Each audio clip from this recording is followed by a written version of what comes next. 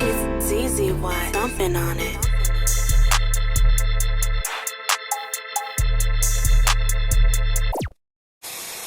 You wouldn't believe how deep this goes, but I believe.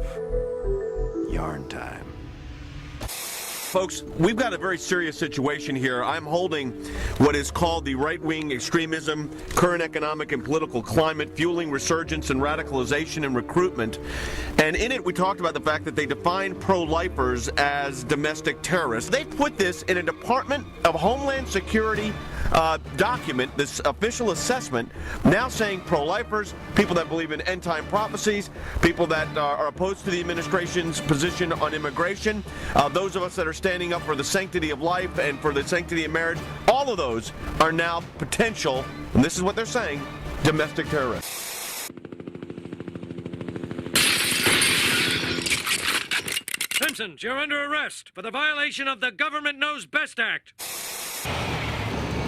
FEMA crews have cleared the 72-acre site, running underground electric, sewer, water, and paved roads in a project costing in the tens of millions, building essentially an entire neighborhood in just 2.5 months.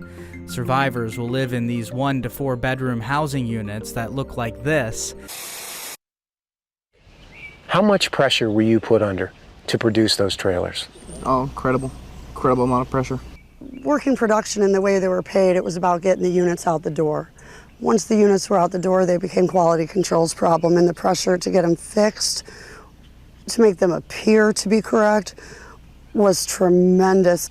When you first started, it was about doing the right thing for the right people. But by the halfway through, you knew it wasn't about that anymore. Well, what it was about was it how about? much money Gulfstream was going to make. People were getting hurt. The ambulances were there constantly. I mean, there was one day, I think there were 3 ambulances there that day. And people were Because of the pressure to produce? Oh, absolutely, because of the pressure to produce. Did you have a sense that there was some health issue involved? When you start hearing some of these people in Katrina that are having health issues with our products that we're putting out the door, and then all of a sudden it starts to strike and you start kind of connecting, what's actually going on. Access to a vaccine may get a little easier in the area. Governor Greg Abbott announced today the state is working with FEMA to create super sites offering thousands of vaccines daily. We're talking 5,000 to 6,000 vaccinations a day.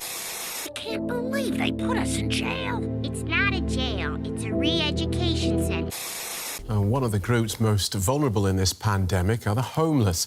South Africa's President Cyril Ramaphosa has promised that homeless people will be looked after during the lockdown. In Cape Town, that means taking them off the streets and putting them into a camp. But the upbeat mood quickly changes when we approach the tents where the homeless live behind a fence.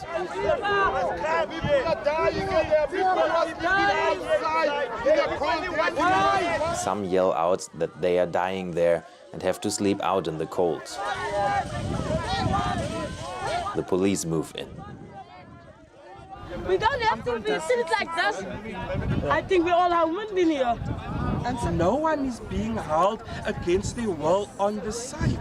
They don't even take notice of the sick people inside. They don't even take notice of them. Not true, ma'am. Not true. Lie, sir. You know you talk lies.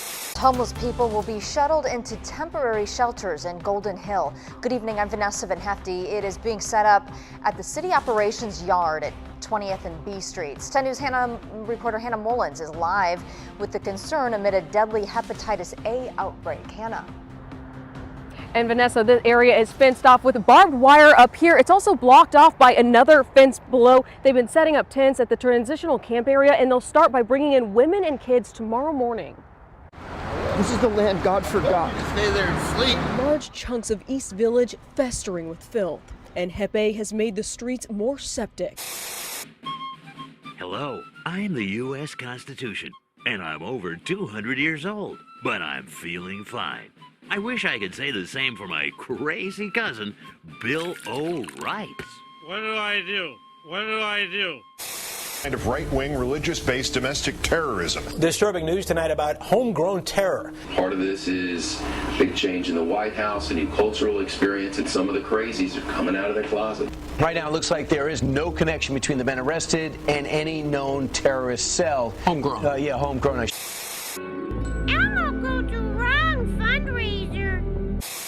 They call people who believe in the sanctity of life, who believe in owning firearms, who believe in serving their country in the military and coming back, who are very concerned about the policies that this nation is embarking on, spending too much money, taxing too much. It's all listed right here. These are the domestic right-wing extremists. You traitors, pipe down. You're all here because you hate freedom.